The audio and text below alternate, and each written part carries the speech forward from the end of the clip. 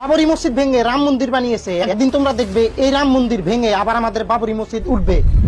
নমস্কার, জয় হিন্দ। এই ছেলেটার তো কথা শুনতেই পেরেছেন।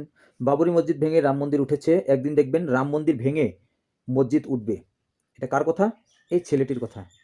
তো প্রথম কথা, আমি প্রথমেই জিজ্ঞাসা করছি, তুই একজন ইউটিউবার না তুই আইসিসের এজেন্ট? এটা বল প্রথমে।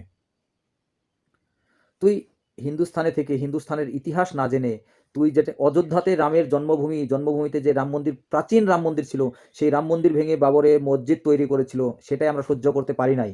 আর তুই বলছিস আবার সেই রাম মন্দির ভাঙবি। তোর মতো কুত্তাকে আমরা ল্যাংটা করে পিটাবো, ল্যাংটা করে। তার পরিণামে তুই অলরেডি আইনের হাতে বন্দি। রাম মন্দির ভাঙা তো দূরের কথা, তোর মতো তোর বাপ দাদা 14 গোষ্ঠী যদি এটার চিন্তা করিস, মাথায় যদি শুধু চিন্তাটা আনিস যে রাম মন্দির ভাঙবো, তোর মতো মানুষকে আমরা কুত্তার থেকেও অধম পিটাবো তোকে। বুঝতে পেরেছিস? এটা আমার লাস্ট ওয়ার্নিং।